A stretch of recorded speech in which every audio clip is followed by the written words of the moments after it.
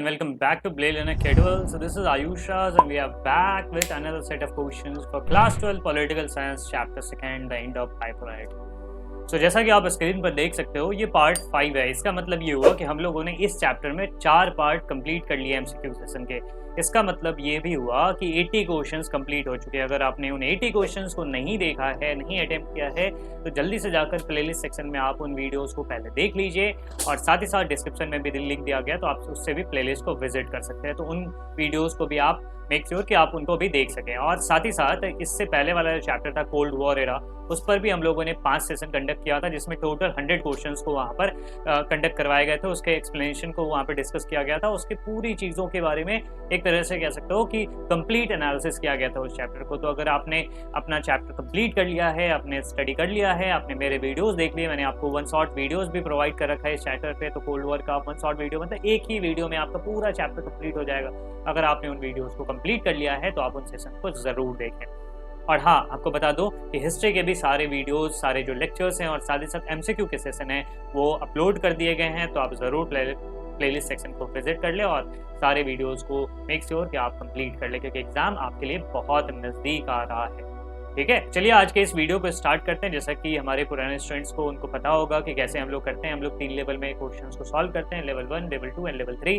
धीरे धीरे टफनेस को इंक्रीज करते हुए चलते हैं। और साथ ही साथ आपके लिए ज़रूरी चीज़ ये है कि आप लाइव चैट में, अगर आप इस वीडियो को लाइव स्ट्रीमिंग के समय देख रहे हैं और अगर आप बाद में देख रहे हैं, तो कमेंट सेक्शन में ज़रूर उस क्वेश्चन का आंसर दें। और हाँ, क्वेश्चन नंबर ज़रूर मेंशन करें कि किस क्वेश्चन का है।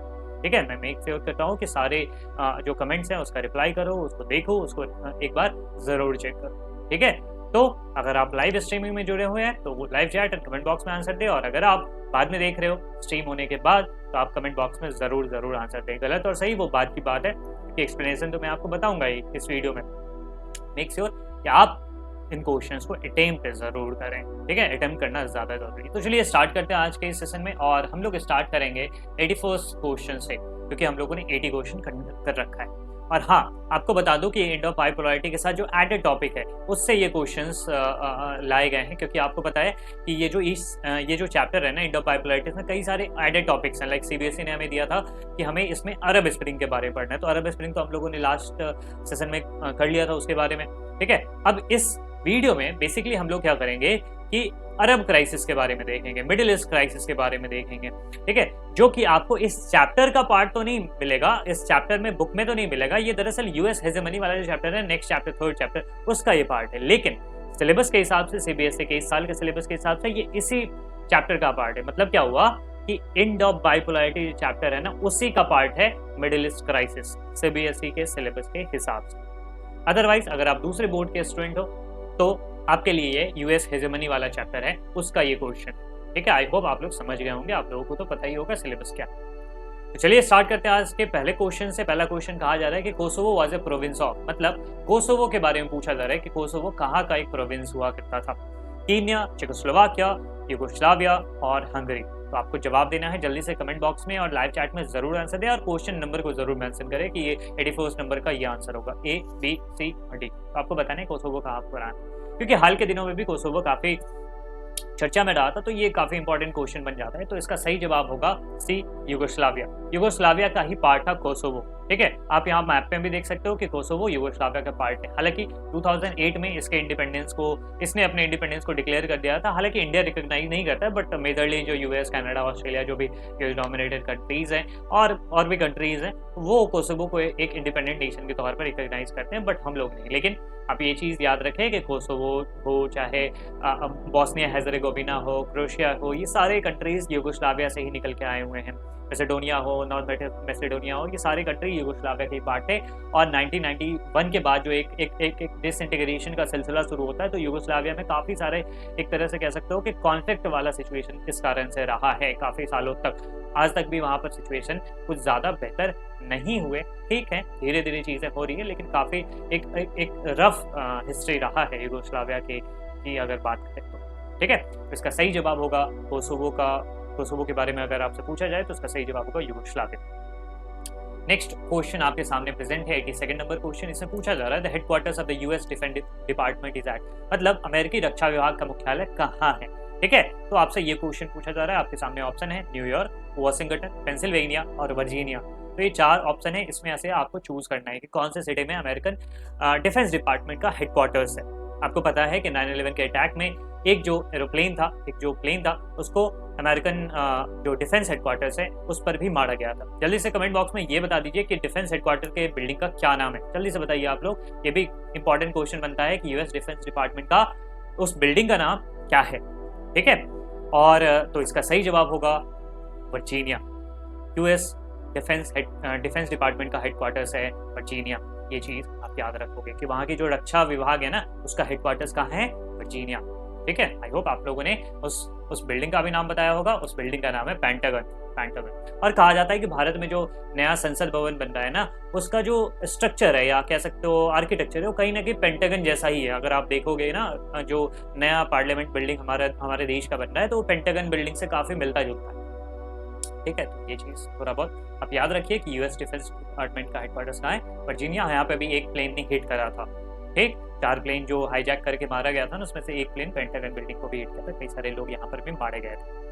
चलिए नेक्स्ट क्वेश्चन की ओर मूव करते हैं हम लोग 83rd क्वेश्चन की ओर। The president of the US during the first gulf war, मतलब प्रथम खाड़ी युद्ध के दौरान अमेरिका के राष्ट्रपति कौन थे? ये आपसे प्रश्न पूछा जा रहा है। ऑप्शन आपके सामने अवेलेबल है, George W Bush, bill Clinton, George S W Bush, Richard Nixon, ठीक है। आपको बताना है। देखिए आपको यहाँ पर 2 सिमिलर नाम लग रहे होंगे, George Bush and George Bush. तो ये दरअसल क्या है कि जॉर्ज एच डब्ल्यू बुश जो है ना वो फादर है और जॉर्ज डब्ल्यू बुश जो है वो सन है, और दोनों ही अमेरिका के राष्ट्रपति रह चुके हैं। ये पिता पुत्र की जोड़ी जो कि अमेरिका के राष्ट्रपति दोनों ही रह चुके हैं। तो आपको बताना है कि फर्स्ट गल्फ वॉर के समय में अमेरिका के प्रेसिडेंट कौन थे। और एक चीज याद रखोगे कि जॉर्ज एच डब्ल्यू बुश जो है ना उनको जॉर्ज बुश सीनियर भी कहा जाता है, और जॉर्ज डब्ल्यू बुश तो है उनको जूनियर कहा जाता है, जॉर्ज बुश जूनियर कहा जाता है, मतलब डिफरेंशिएट करने के लिए बेसिकली नाम सिमिलर है ना इसमें। अब ये भी चीज याद रखोगे कि जिनके नाम में ना 2 इनिशियल्स मतलब 2 चीजें HW लगा हुआ है तो वो सीनियर वाले हैं, ऐसे आप कैसे भी याद कर सकते हैं। एनीवे, फर्स्ट गल्फ वॉर आपको पता है कब हुआ था, उसमें जो अमेरिकन प्रेसिडेंट थे वो कौन थे, तो इनका नाम था जॉर्ज एस डब्ल्यू बुश। ये चीज याद रखोगे। जॉर्ज बुश सीनियर भी अगर आए तो उन्हीं को कहा जाता है जॉर्ज बुश सीनियर, तो वो भी आप ही टिक करोगे कि जॉर्ज एस डब्ल्यू बुश या जॉर्ज बुश सीनियर, दोनों ही प्रथम खाड़ी युद्ध के दौरान अमेरिकन प्रेसिडेंट थे। प्रथम खाड़ी युद्ध के बारे में आपको बता दूं कि इराक ने जब कुवैत पे इन्वेजन किया था, कुवैत पे कब्जा कर लिया था। एक मूवी आपने देखा होगा, आई थिंक बहुत सारे लोगों ने एयरलिफ्ट मूवी देखा होगा जिसमें इसी लड़ाई के बारे में जिक्र किया गया। तो इराक ने जब कुवैत पे इन्वेजन किया था तो उसके बाद यूएस ने अटैक करा था और कुवैत को आज़ाद करवाया था। तो उस समय में उसी चीज़ को फर्स्ट गल्फ वॉर कहा जाता है, और उसमें जो जॉर्ज एस डब्ल्यू बुश थे वो थे उस समय के अमेरिका के प्रेसिडेंट, ठीक है। और ये घटना कब की है, 1990 में इराक ने इन्वेजन किया था और 1991 में अमेरिका ने और अमेरिकन लेड फोर्सेस ने वहां पर अटैक किया, ठीक। चलो नेक्स्ट क्वेश्चन की मूव करते हैं। 84th नंबर क्वेश्चन, यहाँ पे कहा जा रहा है operation Iraqi freedom was launch on, मतलब इराकी फ्रीडम जो ऑपरेशन था, ऑपरेशन का कोड नेम आपको याद रखना है। इस चैप्टर में पर्टिकुलरली जो टॉपिक्स पढ़ने हैं ना पूरा चैप्टर नहीं पढ़ना है। सीबीएसई के सिलेबस के हिसाब से बात करें तो ये पूरा चैप्टर यूएस हेजेमनी वाला चैप्टर है, पूरा नहीं पढ़ना है। बेसिकली मिडिल ईस्ट क्राइसिस जो है ना, अरब क्राइसिस, उसके बारे में पर्टिकुलरली आपको पढ़ना है, ठीक है। तो उसमें कुछ ऑपरेशन के नाम दिए गए, operation Iraqi Freedom, operation infinite reach, enduring freedom, global war and terror, तो ये सब आपको पता होना चाहिए इन सब के बारे में, ठीक है। तो ऑपरेशन इराकी फ्रीडम कब लॉन्च किया गया था, तारीख के बारे में आपसे पूछा जा रहा है। 19 मार्च 2003, 19 मार्च 1990, 20 मार्च 2004 या फिर 19 अप्रैल 2003। तो आपसे पूछा जा रहा है ऑपरेशन इराकी फ्रीडम कब लॉन्च किया गया था। तो इसका सही जवाब आपको जल्दी से कमेंट बॉक्स में देना है और लाइव चैट में भी देना है। तो चलिए तो देखते हैं कि इसका सही जवाब क्या होगा। इसका सही जवाब होगा ऑप्शन ए, 19 मार्च 2003 को ऑपरेशन इराकी फ्रीडम स्टार्ट किया गया था। इट वाज अगेंस्ट इराक, ठीक है, बिकॉज इराक पे एलिगेशन ये लगे थे कि इराक WMDs डेवलप कर रहा है। WMD मतलब क्या होता है, वेपन्स ऑफ मास डिस्ट्रक्शन, मतलब ऐसे वेपन जिससे एक लार्ज स्केल में लोगों का मैसेकर किया जा सके, लोगों को क्षति पहुंचाया जा सके, उसको WMD कहते हैं। ये न्यूक्लियर वेपन भी हो सकता है, ये बायोलॉजिकल वेपन भी हो सकता है, केमिकल वेपन भी हो सकता है, किसी भी प्रकार का हो सकता है जिससे एक बहुत बड़ी संख्या में लोगों तक नुकसान पहुंचाया जा सके। ऐसे वेपन्स को WMDs कहा जाता है। तो इराक पर ये एलिगेशन लगाए गए थे उस समय के अमेरिकन प्रेसिडेंट के द्वारा कि इराक WMDs डेवलप कर रहा है। हालांकि ये अंडरलाइनिंग आइडिया ये था कि इराक की जो ऑयल फील्ड्स है ना उस पर कब्जा करना है और साथ ही साथ इराक में अपनी फ्रेंडली गवर्नमेंट बिठाना है। तो ये सब यूएस हेजेमनी को अप्लाई करता है। ये चीज़ आप समझो कि अमेरिका ने इराक पे हमला इसलिए किया ताकि इराक के जो तेल के कुएं हैं, जो ऑयल फील्ड्स हैं, उस पर कब्जा कर सकें। और साथ ही साथ इराक में जो एक कह सकते हो कि हॉस्टाइल गवर्नमेंट उस समय थी, ठीक है, उसको हटाकर सदाम हुसैन की गवर्नमेंट थी, तो वो हॉस्टाइल गवर्नमेंट थी, यूएस के साथ उसके रिलेशन अच्छे नहीं थे, तो उसको हटा के अपनी फ्रेंडली गवर्नमेंट या पपेट गवर्नमेंट वहाँ पर डिप्लॉय किया जा सके। इस कारण से अमेरिका ने हमला किया था।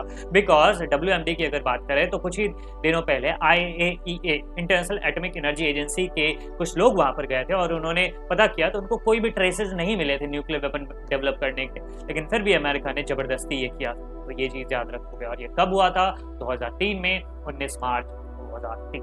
ठीक है, नेम इराक की फ्रीडम, ऑपरेशन का नेम, डेट आप याद रखो 19 मार्च 2003। और उस समय यूएस प्रेसिडेंट थे George W Bush. George W Bush. और ये जो है ना, ये छोटे हैं, मतलब जॉर्ज बुश सीनियर नहीं है, ये जूनियर है, जॉर्ज बुश जूनियर। वैसे आप थोड़ा सा अंदाजा भी लगा सकते हो, जॉर्ज बुश सीनियर ना वो जब इराक ने कुवैत पर हमला किया था 1990 में, तो उस दौरान थे। और यहाँ पर बात हो रही है 2003 की, तो ऑब्वियसली इतना लंबे समय के बाद तो फिर उनके पुत्र ही बनेंगे राष्ट्रपति। ये चीज़ जॉर्ज बुश जूनियर याद रखो, ठीक है, या जॉर्ज। सो operation Iraqi freedom. Next question की ओर प्रोसीड करते हैं। 85 नंबर क्वेश्चन आपसे पूछा जा रहा है, the 9/11 attacks was done by, मतलब 9/11 का जो हमला था वो किसके द्वारा किया गया था?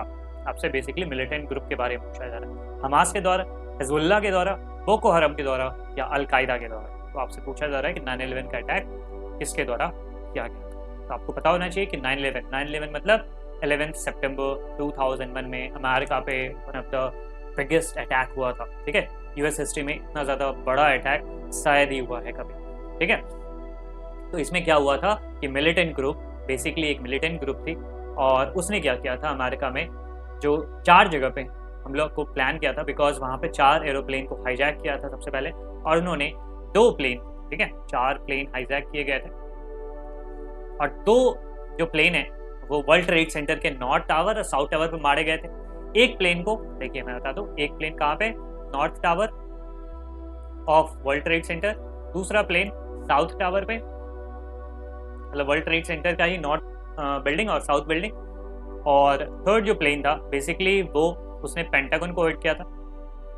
पेंटागन अभी मैंने बताया कि यूएस डिफेंस डिपार्टमेंट का हेडक्वार्टर्स है। और चौथा जो प्लेन था ना, बेसिकली वो हेड कर रहा था कैपिटल बिल्डिंग की तरफ, मतलब यूएस पार्लियामेंट की तरफ। यूएस पार्लियामेंट को क्या कहते हैं? कांग्रेस कहते हैं, और इस बिल्डिंग का नाम है, देखिए आप याद रखो, यूएस पार्लियामेंट को क्या कहा जाता है? कांग्रेस। ठीक है, कांग्रेस। और उस बिल्डिंग का नाम क्या है? Capital building.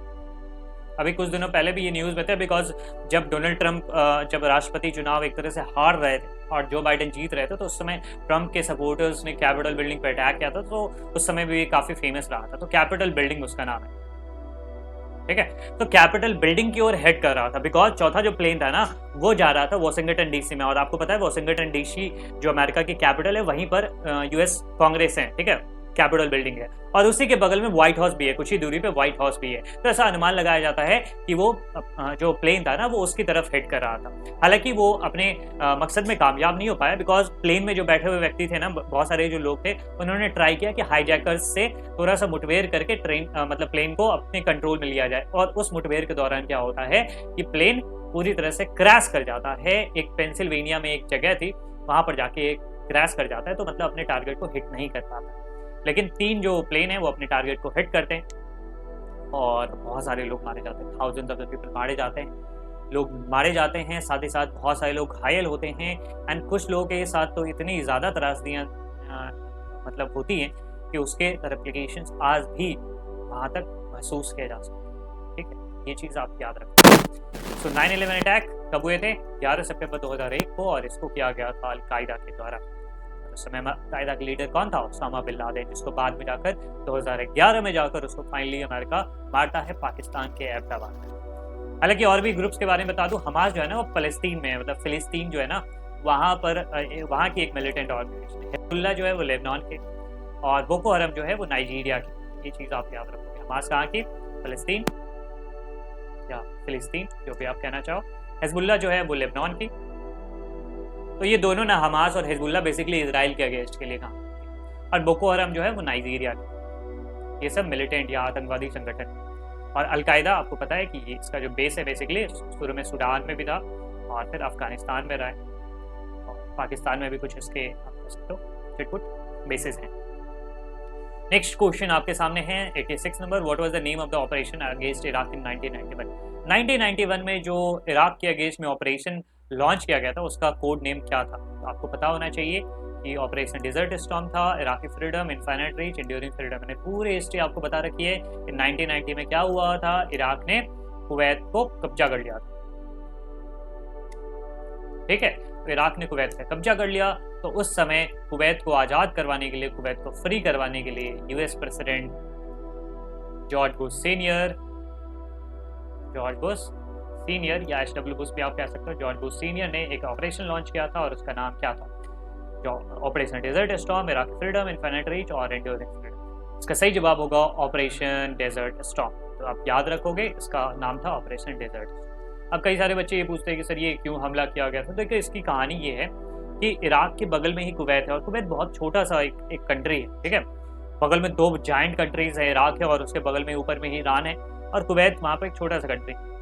और कारण ये था ना कि अभी कुछ दिनों पहले ही जब एक लड़ाई हुई थी इराक और ईरान में, तो उस समय कुवैत ने इराक की काफ़ी सारी मदद करी थी और साथ ही साथ कुवैत ने क्या किया था, कुवैत ने जो है ना ऑयल की चोरी करनी शुरू कर दी।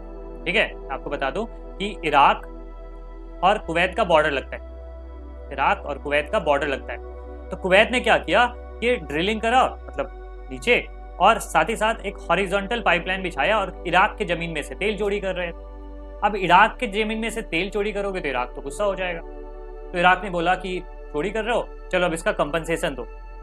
तो उसके कंपनसेशन के लिए नेगोशिएशन होने लगा। इराक को बोल रहा था कि तुम्हें हर जाना इतना देना पड़ेगा, कुवैत बोला नहीं उतना बहुत है, थोड़ा सा ही ले लो।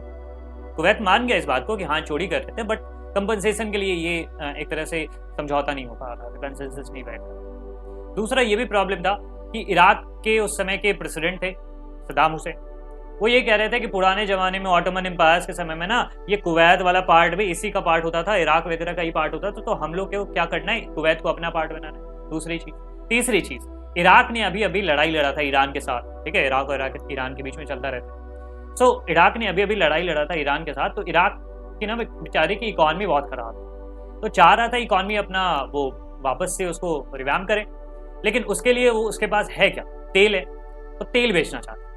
तो इराक ने कुवैत पर प्रेशर डालना शुरू करा कि कुवैत तुम क्या करो, अभी तेल का उत्पादन कम करना शुरू करो, मतलब अभी तुम तेल का उत्पादन कम करो।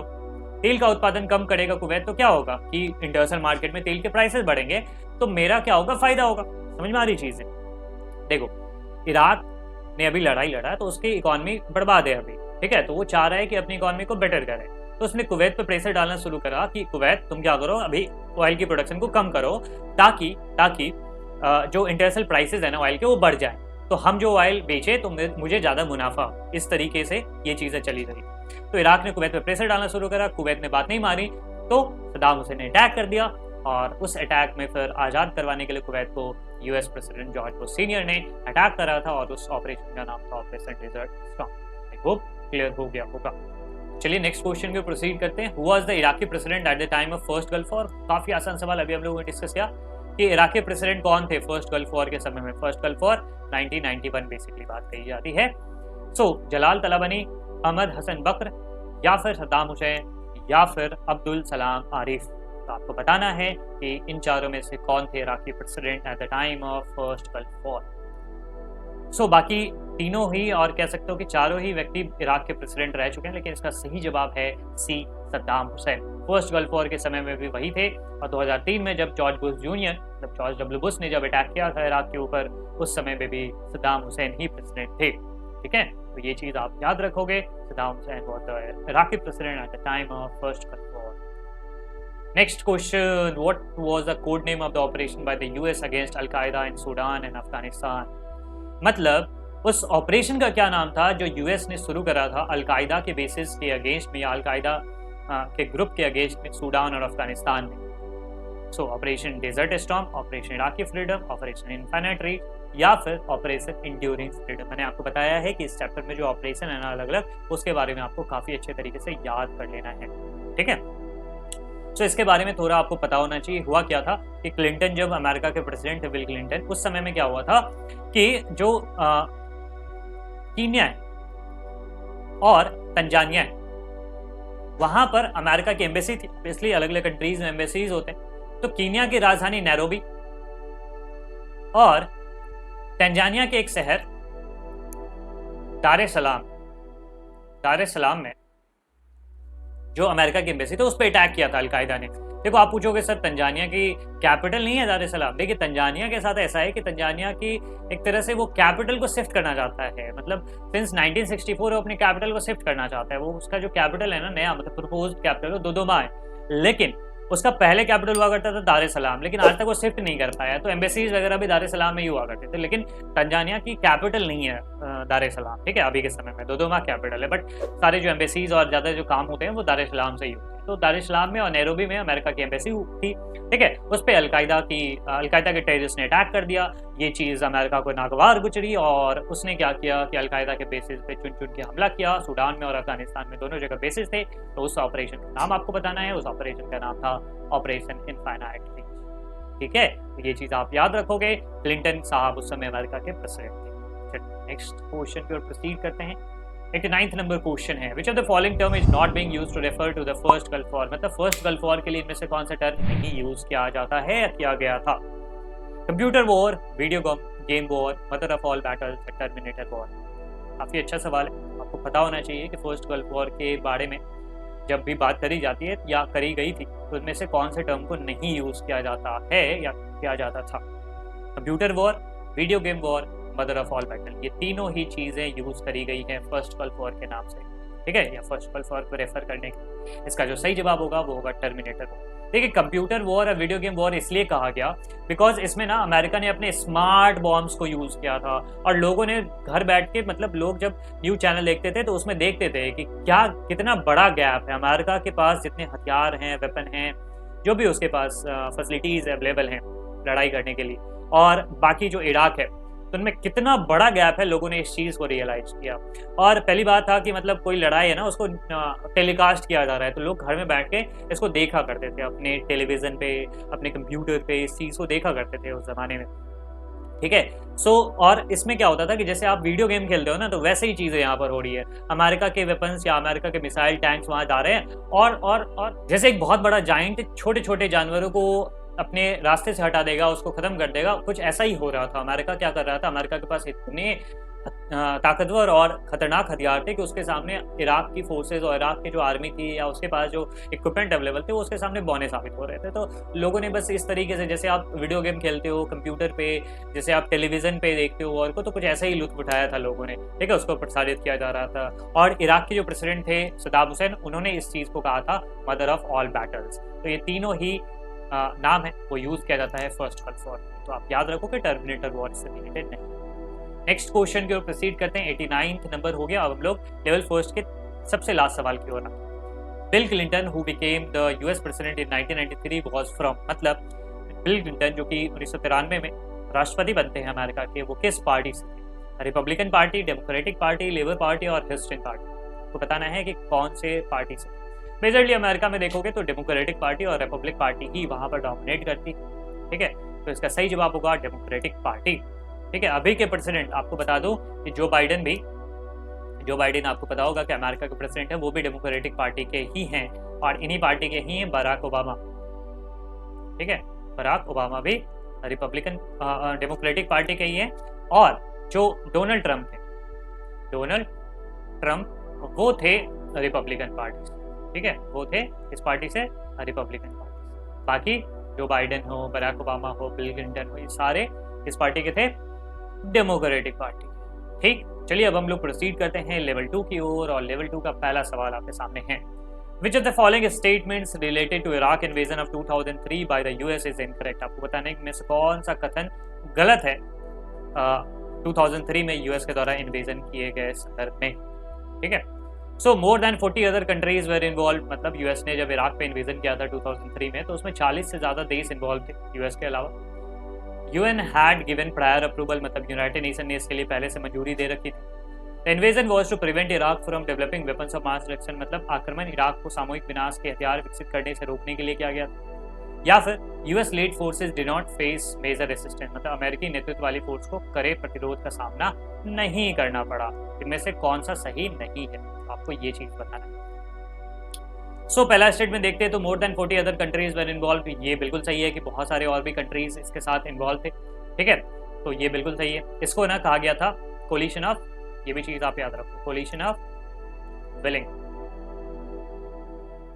ठीक, ये चीज, क्योंकि यूनाइटेड नेशन ने इसके लिए मंजूरी नहीं दी थी। दूसरा जो स्टेटमेंट है वो बिल्कुल गलत है, तो हमारा सही जवाब होगा ऑप्शन 2, बिकॉज यूनाइटेड नेशन ने इसके लिए मंजूरी नहीं दी थी। अभी मैंने बताया कि आईएए के जो रिप्रेजेंटेटिव वहां पर गए थे तो उनको कोई ट्रेसेस नहीं मिले थे वेपन ऑफ मास डिस्ट्रक्शन के डेवलपमेंट का, ठीक है। तो उसके बाद लेकिन यूएस को करना ही था, तो उसने अपने दोस्तों को बोला कि भाई आ जाओ, हम सब मिलके करते हैं अब इराक पे अटैक, तो इसलिए कहा गया collision of the willing, because United nation ने इसको सैंक्शन नहीं किया। सी ऑप्शन कहा जा रहा है कि the invasion was to prevent Iraq from developing WMD, बिल्कुल सही है कि ये डब्ल्यूएमडी डेवलप करने से रोकने के लिए था। उसके बाद US led forces didn't face major resistance, ये भी सही है कि यूएस फोर्सेस को ज्यादा कुछ रेसिस्टेंस का सामना नहीं करना पड़ा, ठीक है, आराम से गए और उन्होंने सद्दाम हुसैन को खत्म किया, मार भी दिया उन्होंने, कुछ दिनों बाद फांसी पर लटका दिया गया। नेक्स्ट क्वेश्चन है कि which one of the following is not true regarding Operation desert storm. Operation desert Storm के संबंध में इनमें से कौन सा कथन सही नहीं, आपको पता होना चाहिए ऑपरेशन डेजर्ट स्टॉर्म किस चीज से related. It is also known as first gulf war, it was majorly dominated by US force, and third option है it was against the Iraqi invasion of Kuwait, और चौथा ऑप्शन है कि al-Qaeda terrorist were main target. तो इनमें से आपको बताना है कि कौन सा सही है। इसे प्रथम खारी युद्ध के नाम से जाना जाता है, या प्रथम प्रमुख रूप से अमेरिकी फोर्सेस द्वारा लीड की हुई सेना थी, मतलब इस ऑपरेशन में, यह कुवैत पर इराकी आक्रमण के खिलाफ था, इराकी होगा, इराकी आक्रमण के खिलाफ था, और अल-कायदा के आतंकी मुख्य निशाना थे इसके। आपको बताना है कि इनमें से कौन सा सही नहीं है, नॉट ट्रू। तो इसका सही जवाब होगा ऑप्शन डी, बिकॉज अल-कायदा के टेररिस्ट इसमें मेन टारगेट नहीं थे। Operation desert Storm first gulf War से रिलेटेड है, और ये इराक ने जब कब्जा कर लिया था कुवैत पे, तो उसके अगेंस्ट में था कि कुवैत को आजाद करवाना इराक, ठीक है। बाकी तीनों ऑप्शन सही हैं। It was known as first gulf war, it was majorly dominated by US forces, में ज्यादातर जो लोग थे वो यूनाइटेड स्टेट्स की फोर्सेस थे, ठीक है, और ये इराकी इन्वेजन ऑफ कुवैत के अगेंस्ट में था, ठीक। चलिए 93rd नंबर क्वेश्चन आता है, और यहाँ पर मैच द फॉलोइंग वाला प्रश्न आता है। इधर आपको लेफ्ट हैंड साइड में ऑपरेशन के नाम दिए गए हैं और उससे रिलेटेड इवेंट्स दिए गए हैं राइट हैंड साइड में, तो आपको मैच करना है। Operation desert storm, Operation infinite Reach, global war and terror, Operation Iraqi Freedom. ध्यान से पढ़िए इस प्रश्न को, थोड़ा सा लेंथी सवाल है, लेकिन आप आई थिंक अगर आप थोड़ा सा भी लगाओगे, एक दो के बारे में भी आपको पता होगा, तो आप आराम से एलिमिनेट करके क्वेश्चन के आंसर तक पहुंच जाओगे। तो आपको कमेंट बॉक्स में और लाइव चैट में इसका आंसर जरूर देना, ठीक है। सो मैच करते हैं अब आप लोग। Operation desert storm, operation desert storm में तभी से आपको बता रहा हूँ, it was against the Iraqi invasion of Kuwait, तो ए का हो जाएगा फर्स्ट, तो मतलब चारों ही ऑप्शन में ए का फर्स्ट। चलिए अब हम लोग मूव करते हैं। ऑपरेशन इनफाइनाइट रीच, अभी मैंने बताया कि अल-कायदा टेररिस्ट पर जब अटैक किया गया था after the attack of US embassies in Kenya and Tanzania, तो ये बी का थर्ड हो जाएगा। बी का थर्ड जहाँ जहाँ पे है तो उसको देखते हैं, बी ऑप्शन में हो सकता है, डी ऑप्शन, ए ऑप्शन और सी ऑप्शन दोनों का आप काट सकते हैं। उसके बाद है ग्लोबल वॉर एंड टेरर, ये शुरू किया गया था आफ्टर 9/11 अटैक, मतलब 9/11 का जब अटैक हुआ तो अमेरिका ने कहा कि अब तो हम बदला लेंगे, और शुरू करा उन्होंने ग्लोबल वॉर एंड टेरर, मतलब आतंक के खिलाफ पूरी दुनिया में उसने लड़ाई छेड़ी, और जहाँ जहाँ पे भी लोग थे उसको उठा के पकड़ के ले जाते थे। ये शुरू हुआ 9/11 अटैक के बाद, तो उससे रिलेटेड है। सी हो गया फोर्थ, और डी हो गया इराकी फ्रीडम, ये हो गया है डेवलपमेंट ऑफ WMD से रिलेटेड। तो आपका सही ऑप्शन हो जाएगा ऑप्शन डी, ठीक है। ए का फर्स्ट, बी का थर्ड, सी का फोर्थ, डी का सेकंड। आई होप चीजें क्लियर हो। 94th नंबर क्वेश्चन पे आता है, which of the following statements is incorrect. इनमें से आपको बताना है कि कौन सा स्टेटमेंट इनकरेक्ट है। Operation Iraqi freedom was launched in 2003। The US launched operation enduring freedom after 9/11 attack. Guantanamo Bay, a US naval base in Panama, are used as a prison after the 9/11 attack. And Taliban regime was easily overthrown in Afghanistan after US intervention। तो आपको बताना है कि इनमें से कौन सा incorrect statement है। पहला स्टेटमेंट देखते हैं कि ऑपरेशन इराकी फ्रीडम 2003 में शुरू किया गया था, बिल्कुल सही बात है। इराकी फ्रीडम किस चीज के लिए था, याद रखोगे, WMD डेवलप कर रहा था। इस चीज का लांछन लगा के, इस चीज का इल्जाम लगा के उस पर किया गया था, हालांकि कर नहीं रहा था। ऑप्शन बी कहा जा रहा है the US launch operation enduring freedom after 9/11 attack, ये भी सही है। जब 9/11 अटैक हुआ अमेरिका पे तो उसके बाद उसने शुरू करा ग्लोबल वॉर ऑन टेरर, और उसी का पार्ट था ऑपरेशन एंड्यूरिंग फ्रीडम, जिसमें अलकायदा और तालिबान के बेसिस पर अटैक किए गए। ठीक, ये चीज याद रखोगे तो इसका सही जवाब होगा ऑप्शन सी, क्योंकि अगर आप देखोगे तो Guantanamo Bay US naval base in Panama, no sir ma'am, Panama में नहीं था, दरअसल क्यूबा में था। ठीक है, तो क्यूबा में अमेरिका की नेवल बेस थी, वहां पर लोगों को पकड़ पकड़ के ले जाया जाता था, उसको एक प्रिजन के तौर पर यूज किया जाता था। दुनिया में जो भी सस्पेक्ट उसको दिखे अमेरिका को, वहां पर वो पकड़ पकड़ के ग्वांटानामो बे में उनको रख दिया जाता था। ये ऑप्शन है कि तालिबान रेजिम बहुत इजीली ओवरथ्रोन, ये बिल्कुल सही बात है कि यूएस ने जब इंटरवीन किया था आफ्टर 9/11 अटैक, तो उसके बाद अफगानिस्तान से तालिबान की गवर्नमेंट को आसानी से उखाड़ फेंका गया। सही ऑप्शन होगा ऑप्शन सी। होप चीजें क्लियर हो गई होंगी। चलिए अब हम लोग लेवल 2 के लास्ट सवाल की ओर बढ़ते हैं। 95th नंबर क्वेश्चन है, who was the US president who ordered operation infinite reach against al Qaeda.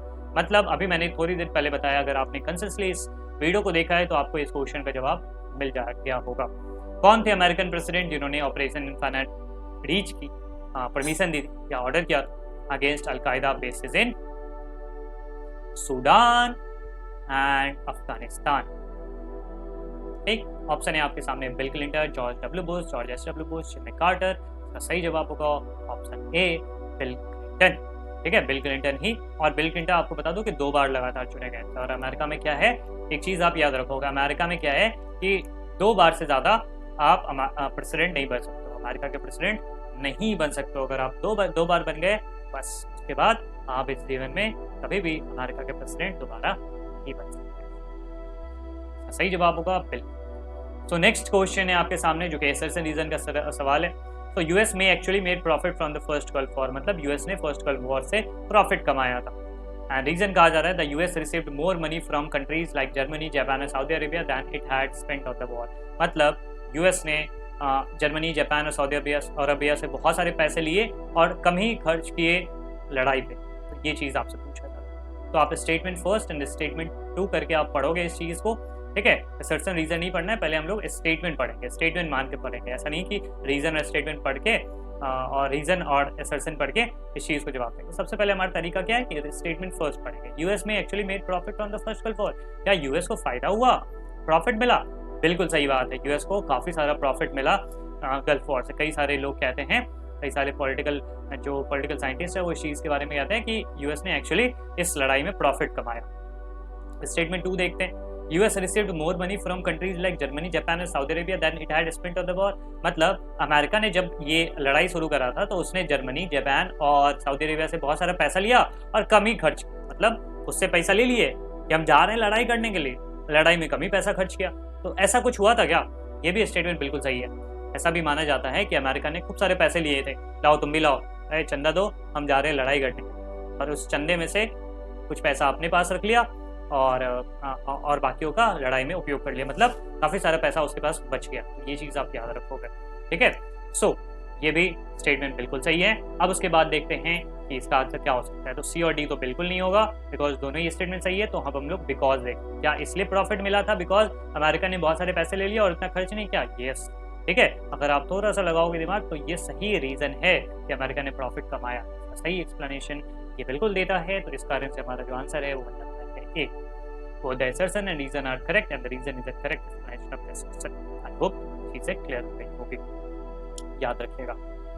97th number question है आपके सामने। अगेन असर्शन रीजन का सवाल है कि ड्यूरिंग द क्लिंटन ईयर, मतलब क्लिंटन के समय काल में, क्लिंटन आपको पता है कि बिल क्लिंटन अमेरिका के राष्ट्रपति थे, उस कार्यकाल के दौरान the US government focused more on soft issues, मतलब अमेरिकी सरकार ने सॉफ्ट इशूज पर ज्यादा ध्यान केंद्रित किया था।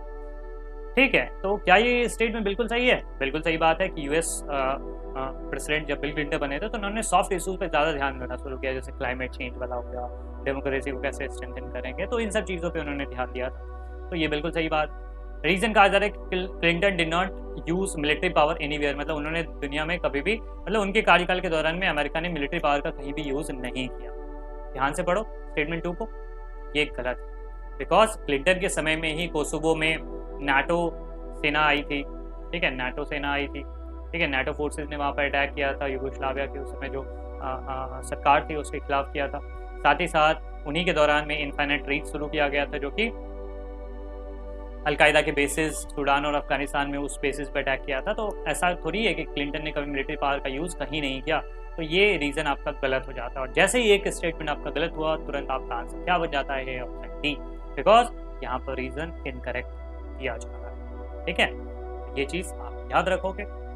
नेक्स्ट क्वेश्चन की ओर प्रोसीड करते हैं। 98 नंबर प्रश्न है आपके साथ। There were clear evidence of Iran developing the WMD, मतलब ईरान द्वारा WMD विकसित करने के स्पष्ट प्रमाण थे। Statement first. Statement two, the underlining idea of US invasion was to control Iran oil fields and installing friendly government, मतलब अमेरिकी आक्रमण का मुख्य विचार ईरान के तेल क्षेत्र का नियंत्रण हासिल करना और मित्रवत सरकार स्थापित करना था। ठीक है, तो आपको अलग अलग पहले स्टेटमेंट को कंसिडर करना है। पहला स्टेटमेंट देखते हैं कि क्लियर एविडेंस था ईरान के WMD डेवलप करने का।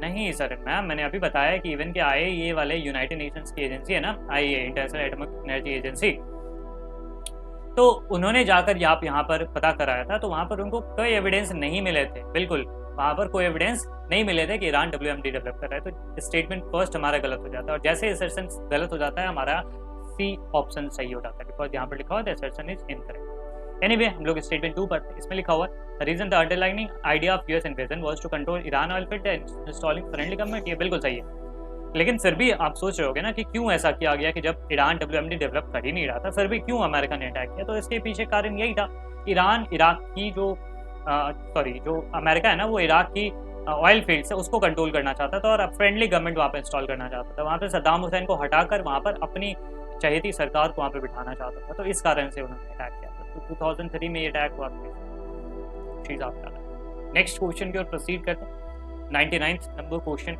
ये कार्टून बेस्ड सवाल है, तो आप देख सकते हो कि ये कार्टून में क्या बताया जाता है। 2 मिनट आप पॉज लेके आप इस कार्टून को अच्छे तरीके से समझ लो और क्या चीज़ें बताई जा रही है उसके बारे में आपसे प्रश्न पूछा जाएगा।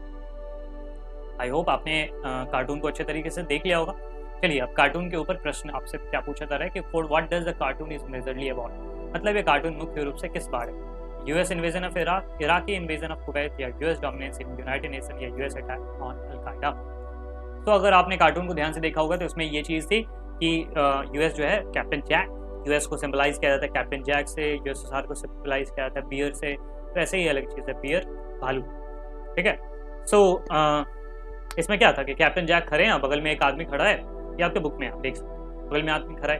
अब अमेरिका वाले ने मार दिया उसको, तो आदमी ने पूछा भाई मेरी क्या गलती थी, मुझे क्यों मारा। मतलब समझ रहे हो कहानी, आप खड़े हो, बगल में कोई आदमी खड़ा है, ठीक है, और आपने मार दिया उसको, वो पूछ रहा है कि भाई मेरी गलती क्या थी, तो आप कह रहे हो मुझे लगता है कि तुम मुझ पे हमला कर सकते हो या फिर तुम मेरे लिए खतरा बन सकते हो। दूसरा आदमी बोल रहा है भाई मैंने ये सोचा भी कहाँ, मैंने सोचा ही नहीं है, तो अपने मन से कुछ भी लगा लिया और मुझे मार भी दिए। ये चीज़ तो ये क्या सिंबलाइज कर रहा है, दरअसल ये US इन्वेजन ऑफ इराक के बारे में बता रहा है। 2003 में जब अटैक किया गया था तो उस समय इराक कुछ नहीं कर रहा था, अमेरिका को कोई परेशान नहीं कर रहा था।